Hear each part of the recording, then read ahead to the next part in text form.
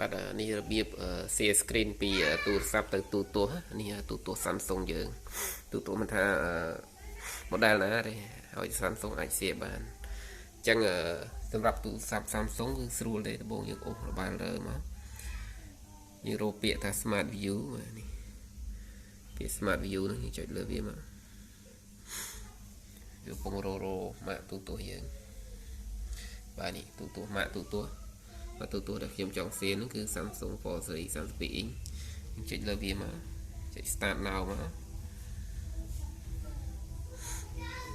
បាទបន្ទាប់មកវានឹងចេញលេខកូដ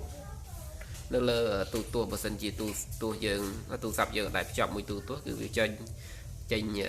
ម៉ាកទូរស័ព្ទយើងលើទូរស័ព្ទហើយយើងចុច OK មកវានឹងដំណើរការតែនេះខ្ញុំធ្លាប់ភ្ជាប់ហើយអញ្ចឹងវាចេញអូតូមកអញ្ចឹងយើងមើលនេះកម្មវិធីនៅលើនេះគឺវាចេញនៅលើទូទស្សន៍ទាំងអស់យើងចង់ធ្វើអីមើល YouTube យើងចង់ធ្វើអីគឺវាចេញនៅលើនឹងទាំងអស់អញ្ចឹងវាស្រួលដែរ